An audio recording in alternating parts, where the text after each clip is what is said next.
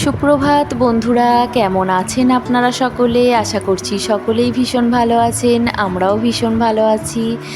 আর আজ রবিবার, সকালবেলায় স্নান করে বেরিয়ে দেখলাম যে আমার এই মানি প্ল্যান্ট গাছের জলটা অনেকটা কমে গিয়েছে। তাই জন্য আগে মানি প্ল্যান্টের গাছটাকে স্নান করিয়ে নিলাম, নিয়ে তারপর জলটা একটু পাল্টে দিলাম।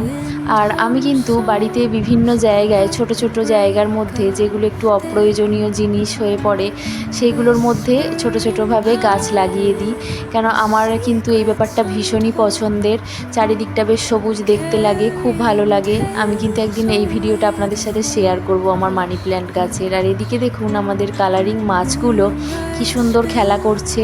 মনসোনা এদিকে অ্যাকোরিয়ামের ঢাকনা খুলে দিয়েছে, মাছগুলোকে একটু খেতে দেব।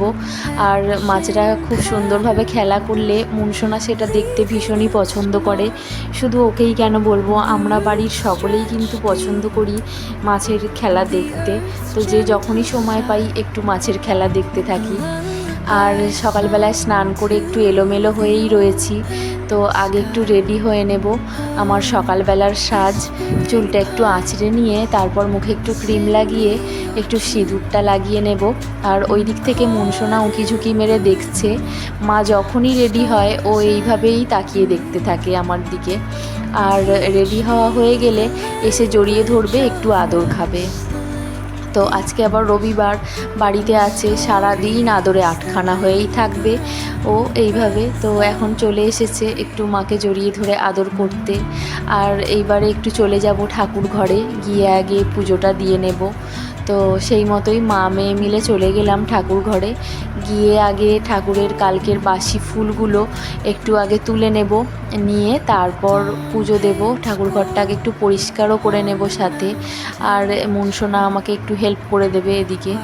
আর আজ যেহেতু রবিবার, সেই জন্য মনসোনা বাড়িতে আছে। আর বাড়িতে আছে বলে ও সকাল সকাল স্নান করে নিয়েছে, কেননা আজকে সারাদিন আমি যা যা কাজ করব ও সব সময় আমার পিছনে পিছনেই থাকবে। আর মনসোনা এখন দেখছে আমি কিভাবে পুজো করছি। ও করে, ও বিভিন্ন রকমভাবে আমাকে হেল্প করে দেওয়ার চেষ্টা করে, ছোট মানুষ যতটা পারে ততটাই। আর একে একে আমি ঠাকুরকে খেতে দিয়ে দিয়েছি, এবার ফুলগুলো দিয়ে দেব, দিয়ে পুজোর কাজটা আগে করে নেব।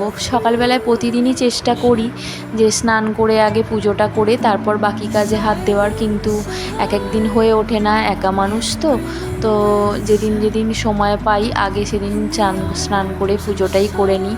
এখন এদিকে আমার পুজো করাটাও হয়ে গিয়েছে, এবার শাঁখটা বাজিয়ে পুজোর কাজটা কমপ্লিট করে নেব, নিয়ে তারপর ওই দিকে যাব। আজকে রবিবার, সবাই একসাথে টিফিন খাবো, কেননা প্রতিদিন তো সকলে একসাথে বসে টিফিন খাওয়ার সময় হয়ে ওঠে না। মনসোনা ওদিকে স্কুলে চলে যায়, ওর পাপা কাজে চলে যায়, তাই জন্য যে যার মতো খাওয়া দাওয়া হয়ে যায়। তো আজকে একসাথে টিফিন খাওয়া সেরে এখন চলে এসেছি রান্নাঘরে। তো রান্নার জোগাড়জাতি করব। আজকে বানাবো হচ্ছে মাটন বিরিয়ানি, আর তারই জোগাড়জাতি হচ্ছে সকাল থেকে। তো এখন একটু কুটনো কাটা বাকি রয়েছে, এটা আগে কেটে নিয়ে তারপর মশলাটা বেটে নেব।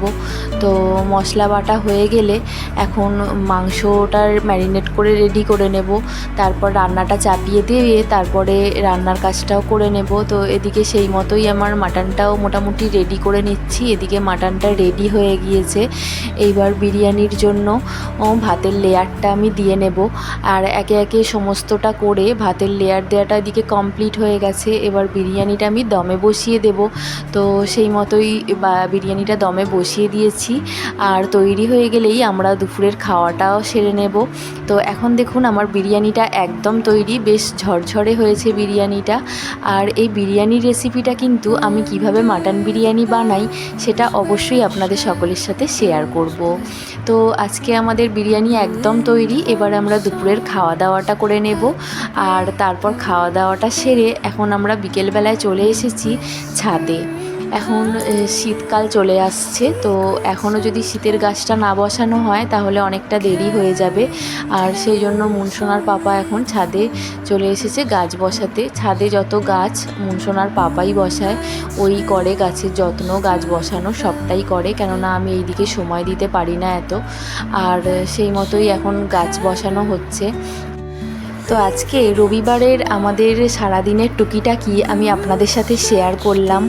আর আমার ভিডিও আপনাদের কেমন লাগছে সেটা অবশ্যই কিন্তু কমেন্টে জানাবেন। আর আমার ভিডিও যদি আপনাদের ভালো লেগে থাকে তাহলে আমার চ্যানেলটিকে সাবস্ক্রাইব করে পাশে থাকা বেল আইকনটি অবশ্যই ক্লিক করে রাখবেন আর আমাকে এগিয়ে যেতে সাহায্য করবেন। তো এদিকে আমাদের সমস্ত গাছ বসানো একদম কমপ্লিট। তো ভীষণ ভালো লাগছে, বেশ সবুজে ভরে গেছে একদম নতুন গাছে।